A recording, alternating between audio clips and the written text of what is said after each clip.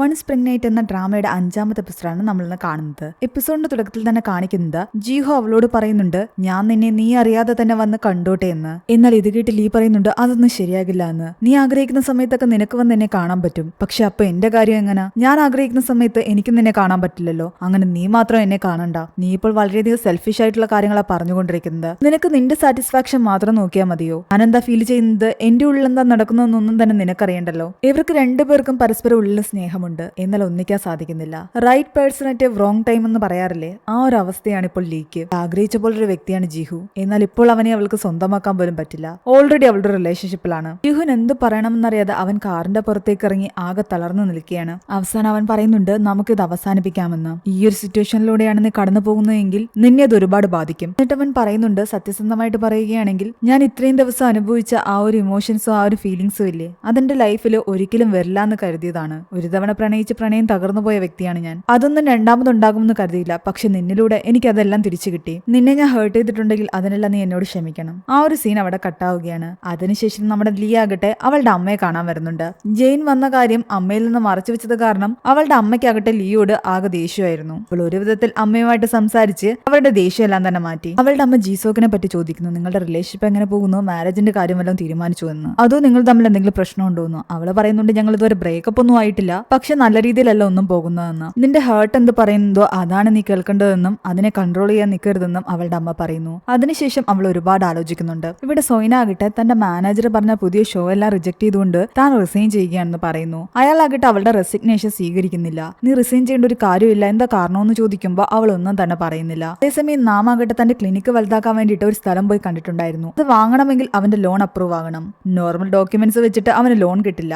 ജീസോക്ക് തന്നെ വിചാരിച്ചെങ്കിലേ അവന് ലോൺ കിട്ടൂ. ജീസോക്ക് ലീ ആഹാരം കഴിച്ചുകൊണ്ടിരിക്കുന്ന സമയത്ത് ജീസോക്ക് അവളോട് പറയുന്നുണ്ട്, നാമാകട്ടെ തന്റെ അടുത്ത് ലോണിന് വന്ന കാര്യം. അവൾ തിരിച്ചു പറയുന്നുണ്ട്, അയാളെന്റെ ബ്രദറിലെ ആണെന്ന് വിചാരിച്ചിട്ട് നീ അയാൾക്ക് ലോണൊന്നും കൊടുക്കാൻ നിൽക്കണ്ടെന്ന്. എന്നാൽ അവൻ നമ്മുടെ മാരേജിനെ സപ്പോർട്ട് ചെയ്യാമെന്ന് പറഞ്ഞിട്ടുണ്ട്. അതെങ്ങനെയെങ്കിലും പെട്ടെന്ന് നടത്താൻ വേണ്ടി അവൻ ഹെൽപ്പ് ചെയ്യുമെന്നൊക്കെ ഇവൻ പറയുന്നു. ഇത് കേട്ടതും ലീ ഒന്ന് ദേഷ്യത്തോടെ നോക്കുന്നു. നീ എന്തിനെത്ര ദേഷ്യത്തോടെ നോക്കുന്നതെന്നാണ് ജീസോക്ക് ചോദിക്കുന്നത്. മാരേജിനെ പറ്റി സംസാരിക്കണ്ടെന്ന് പറഞ്ഞിട്ടും അവൻ വീണ്ടും വീണ്ടും സംസാരിക്കുന്നത് അവൾക്ക് ഇഷ്ടപ്പെടുന്നുണ്ടായിരുന്നില്ല. നീ മാരേജ് പറയുന്നത് കൊള്ളാം, പക്ഷെ നിന്റെ ഫാമിലി ഇതുവരെ ഇതിന് സമ്മതിച്ചിട്ടുണ്ടോ എന്ന് അവനോട് അവൾ ചോദിക്കുമ്പോൾ അവൻ പറയുന്നുണ്ട്, അതൊക്കെ താൻ നോക്കിക്കൊള്ളാമെന്ന്. അവന്റെ അച്ഛന് അവളെ ഇഷ്ടമല്ല എന്നുള്ള കാര്യം അവൾക്ക് നന്നായിട്ട് അറിയാമായിരുന്നു. ഞാനിതാ നിന്റെ അടുത്തൊന്നും സംസാരിക്കാൻ വരാത്തത്. എപ്പം നിന്റെ കൂടെ ടൈം സ്പെൻഡ് ചെയ്താലും നമ്മളിങ്ങനെ വഴക്കിലാണ് അവസാനിക്കുന്നത്. മാരേജിനെ കുറിച്ച് പറയുന്നതാണ് നിനക്ക് ഇത്ര ദേഷ്യമെങ്കിൽ ഞാൻ അതിനെപ്പറ്റി പറയുന്നില്ല. ഇപ്പൊ നീ ഹാപ്പി അല്ലെന്ന് ചോദിക്കുമ്പോൾ നീ എന്തോ ഞാൻ ഈ ഹാപ്പി ആണെന്നൊക്കെ പറയുന്നത്. നിന്റെ വിചാരം എനിക്കൊന്നും അറിയില്ല എന്നാണ്. എനിക്ക് എല്ലാ കാര്യങ്ങളും അറിയാം. നിന്റെ ഫാമിലി എന്നെ കുറിച്ച് എന്താണ് വിചാരിക്കുന്നതെന്നും അവർക്ക് എന്നോട് എത്രത്തോളം വെറുപ്പുണ്ടെന്നൊക്കെ എനിക്ക് നന്നായിട്ട് അറിയാം. അതുകൊണ്ട് നീ കൂടുതൽ ആക്റ്റീവ് ചെയ്യിക്കുന്നു വേണ്ട. അത് പറഞ്ഞിട്ട് അവർ തമ്മിൽ വീണ്ടും വഴക്കായി.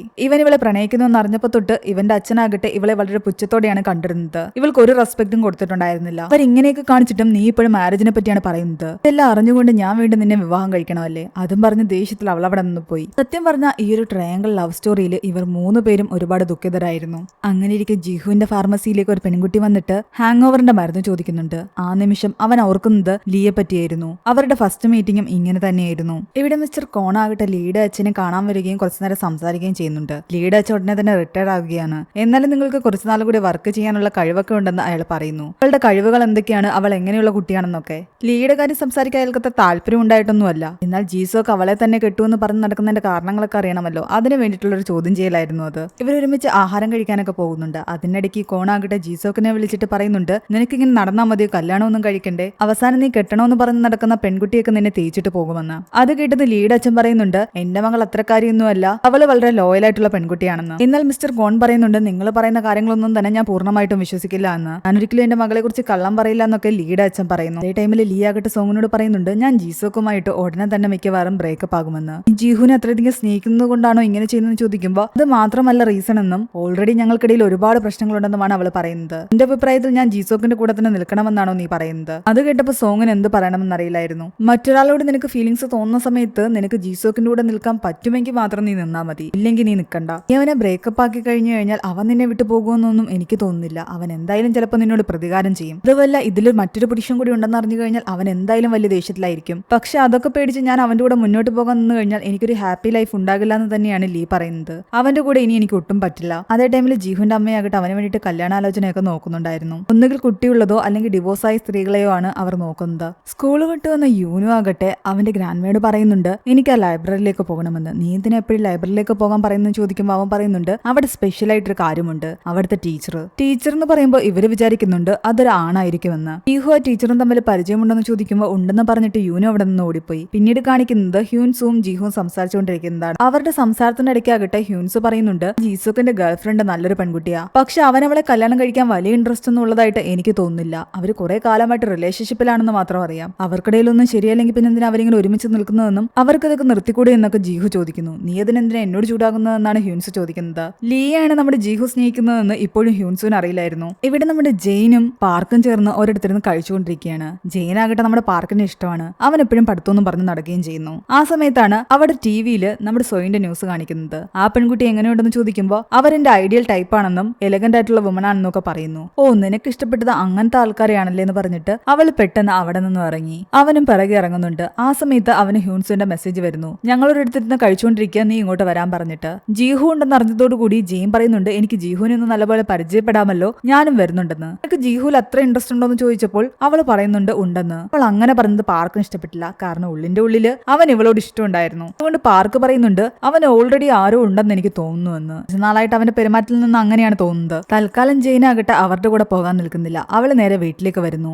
ആ സമയത്ത് ലീ അവിടെ ഇരുന്ന് ആഹാരം കഴിക്കുകയായിരുന്നു. ജെയിൻ പറയുന്നുണ്ട് പാർക്കിനോട് പറഞ്ഞു ആ ഫാർമസിസ്റ്റിലെ ജീഹു, അയാൾക്ക് ഏതോ ഗേൾഫ്രണ്ട് ഉണ്ടെന്ന്. അവൾക്ക് വേണ്ടിയിട്ട് അയാൾ എന്തും ചെയ്യുമെന്നൊക്കെയാണ് പറയുന്നത്. ആ പെൺകുട്ടി ആരാണോ എന്തോ. ലീ ആകട്ടെ ഇതൊക്കെ കേട്ട് ആകെ വല്ലാതെ ഇരിക്കുകയാണ്. ജീഹു സ്നേഹിക്കുന്നത് തന്നെയാണെന്ന് ഇപ്പോഴും ജെയിൻ അറിയില്ല.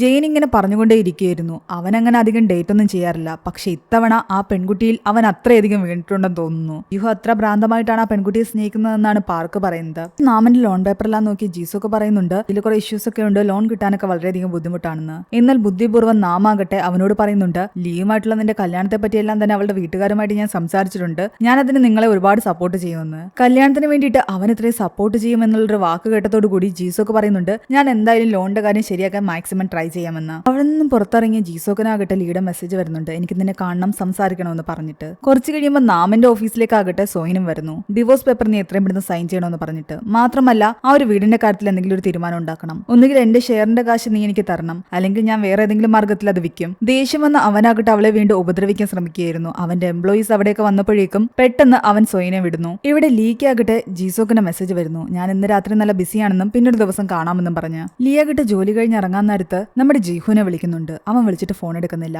അവന് സോങ്ങം താമസിക്കുന്ന അപ്പാർട്ട്മെന്റ് താഴെ വന്നിട്ട് അവൾ വീണ്ടും വിളിച്ചെങ്കിലും വീണ്ടും അവൻ ഫോൺ എടുക്കുന്നില്ല. ഒടുവിൽ നേരെ അവന്റെ അപ്പാർട്ട്മെന്റിൽ പോയിട്ട് കോളിംഗ് ബെൽ അടിക്കുന്നു. പെട്ടെന്ന് അവളെ കണ്ടപ്പോൾ അവനൊന്ന് ഞെട്ടി പുറത്തേക്ക് ഇറങ്ങി. അവനോട് ചോദിക്കുന്നുണ്ട് നീ എന്തിനാ എന്റെ കോൾസ് ഒക്കെ ഇഗ്നോർ ചെയ്യുന്നത്, മനഃപൂർവ്വം ചെയ്യുന്നതാണോ? പക്ഷെ എന്റെ ഫോൺ വൈബ്രേഷനിലായിരുന്നു, ഞാൻ ശ്രദ്ധിച്ചില്ല എന്നാണ് അവൻ പറയുന്നത്. എന്തെങ്കിലും ഉണ്ടായോ നീ ഇപ്പൊ വിളിക്കാൻ വേണ്ടിയെന്ന് ചോദിച്ചപ്പോൾ അവള് പറയുന്നുണ്ട് എന്നെ കണ്ടിട്ട് ഒരു കുഴപ്പമില്ലാന്ന് എനിക്ക് തോന്നുന്നു, ഇവിടെ ഞാൻ മാത്രമാണല്ലോ സഫർ ചെയ്തുകൊണ്ടിരിക്കുന്നത്, ഞാൻ പറയുന്ന കേട്ട് നിനക്ക് ദേഷ്യം വരുന്നുണ്ടോ, ഞാൻ നിനക്കൊരു ശല്യമാണെന്നൊക്കെ ചോദിക്കുമ്പോൾ അവൻ പറയുന്നുണ്ട് ആണെന്ന്, നീ ഇവിടേക്ക് വരാൻ പാടില്ലായിരുന്നു, നീ തന്നെയല്ലേ പറഞ്ഞത് നമുക്ക് സ്ട്രേഞ്ചേഴ്സ് ആയിട്ടിരിക്കാം, തമ്മിൽ കാണണ്ട എന്നൊക്കെ, എന്നിട്ട് ഇപ്പൊ നീ എന്തിനാ ഇങ്ങനെയൊക്കെ പറയുന്നത്? കൂടുതൽ എന്തെങ്കിലും പറയുന്നതിന് മുൻപ് തന്നെ അവളാകട്ടെ അവന്റെ വാ പൊത്തിപ്പിടിക്കുന്നു. എന്നിട്ട് കുറച്ചു നേരം കരയുന്നുണ്ട്. അവൾ വല്ലാണ്ട് കരയുന്ന കണ്ടിട്ട് അവൻ ചോദിക്കുന്നുണ്ട് നീ ഡിന്നർ കഴിച്ചോ, നമുക്ക് പോയി കഴിച്ചാലോ എന്ന്. ഒടുവിൽ അവൾ കരച്ചിലൊക്കെ നിർത്തിയിട്ട് അവന്റെ കൂടെ ഡിന്നർ കഴിക്കാൻ പോയി. എന്നാൽ ഓൾറെഡി തന്നെ ജീഹു കഴിച്ചതുകൊണ്ട് അവൾക്ക് മാത്രമാണ് അവൻ ഓർഡർ ചെയ്ത് കൊടുക്കുന്നത്. എന്നാൽ അവളിരുന്ന് കഴിക്കുന്ന കണ്ടപ്പോൾ അവനും അത് കഴിക്കാൻ തോന്നുന്നുണ്ട്. അവനൊരു ചെറിയ സൂപ്പ് മാത്രമേ ഓർഡർ ചെയ്തിട്ടുണ്ടായിരുന്നുള്ളൂ. നിന്നെ ആലോചിച്ച് ഞാനിവിടെ കഴിക്കാതിരുന്നു, നീ എന്തായാലും വയർ നിറച്ച് കഴിച്ചിട്ടിരിക്കുമായിരിക്കുമല്ലോ അല്ലേ, എനിക്ക് വേണ്ടിയിട്ട് ഞാൻ എന്റെ വിശപ്പൊക്കെ മാറ്റിവെക്കണമെന്നാണ് നീ പറയുന്നതെന്ന് ജീഹു തിരിച്ചു ചോദിക്കുന്നു.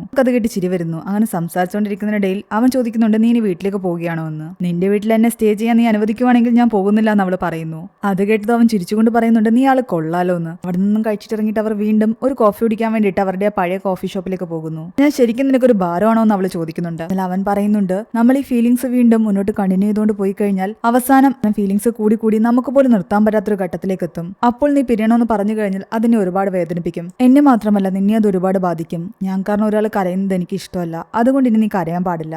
നിന്നെ മറക്കാൻ നീ തന്നെ എന്നെ ഹെൽപ്പ് ചെയ്യേണ്ടി വരും. നിന്നെപ്പോലൊരു പെൺകുട്ടി എനിക്ക് കിട്ടുക എന്ന് പറഞ്ഞു കഴിഞ്ഞാൽ അത് വലിയൊരു ഭാഗ്യമാണ്. ഫീലിംഗ്സ് ഒക്കെ എങ്ങനെ കൺട്രോൾ ചെയ്യണമെന്ന് എനിക്കറിയില്ല. അങ്ങനെ സംസാരിച്ചിരുന്ന ശേഷം അവളെ കൊണ്ടുവിടാൻ അവളുടെ വീടിന്റെ അടുത്തേക്ക് അവൻ വരുന്നു. അവൻ തന്നെ മറക്കാൻ ശ്രമിക്കുകയാണെന്ന് മനസ്സിലായതോടുകൂടി അവൾക്ക് ആകെ സങ്കടം വരുന്നുണ്ട്. അത് കാരണം ഒന്നും മിണ്ടാതെ അവൾ കാറിൽ നിന്നും പെട്ടെന്ന് ഇറങ്ങിപ്പോയി. അവന് എന്ത് ചെയ്യണമെന്ന് അറിയാതെ പുറത്തു തന്നെ നിൽക്കുകയായിരുന്നു. ആ ടൈമിലാണ് ജെയിനും പാർക്കും അവിടേക്ക് വന്നിറങ്ങുന്നത്. നീ എന്താ ഇവിടെ നിൽക്കുന്നതെന്ന് ചോദിച്ചപ്പോൾ ഞാൻ വേറൊരു ആവശ്യത്തിന് ഇതുവഴി വന്നതാണെന്നാണ് ജീഹു പറയുന്നത്. എന്നാ ഒരു കാര്യം ചെയ്യും, നിങ്ങൾ രണ്ടുപേരും എന്റെ ലീയുടെ ഫ്ളാറ്റിലേക്ക് വന്ന് പറഞ്ഞിട്ട് അവളാകട്ടെ അവർ രണ്ടുപേരെയും ക്ഷണിക്കുന്നു. ലീക്ക് ഇത് ഇഷ്ടമാകില്ല എന്ന് ജീഹു പറഞ്ഞെങ്കിലും അവൾ ഓടിപ്പോയി ലീയുടെ അടുത്ത് ചോദിക്കുന്നു. അവളുടെ നിർബന്ധം കാരണം അവസാനം ലീക്ക് സമ്മതിക്കേണ്ടതായി വരുന്നു. ജെയിനാകട്ടെ അവരെ വിളിക്കാൻ പോയ സമയത്താകട്ടെ ലീ പെട്ടെന്ന് പെട്ടെന്ന് പോയിട്ട് തന്റെ റൂം തുറന്നിട്ട് അവിടെ എല്ലാം തന്നെ ഒന്ന് ക്ലീൻ ആക്കുന്നുണ്ട്. അവിടെ എവിടെയെല്ലാം വലിച്ചു വാരിയിട്ടുന്ന ഡ്രസ്സെല്ലാം അവൾ അവളുടെ റൂമിലേക്ക് വാരി എറിയുന്നു. ഇപ്പോൾ അവളുടെ റൂം മുഴുവൻ ആകെ മെസ്സായിട്ട് കിടക്കുകയാണ്. എന്നാൽ ഹാളും കിച്ചണും എല്ലാം തന്നെ വൃത്തിയായിട്ടിരിക്കുകയാണ്. അങ്ങനെ ജെയിൻ എല്ലാവരെയും കൂട്ടി അകത്തേക്ക് വന്നു. ഇപ്പോൾ ചെറുതായിട്ടൊരു പിണക്കമുണ്ടായി. ദേഷ്യപ്പെട്ട് മുകളിലേക്ക് വന്ന് ലിയ ആകട്ടെ വീണ്ടും ജിഹുവിനെ ഫേസ് ചെയ്യേണ്ടതായിട്ട് വന്നിരിക്കുകയാണ്.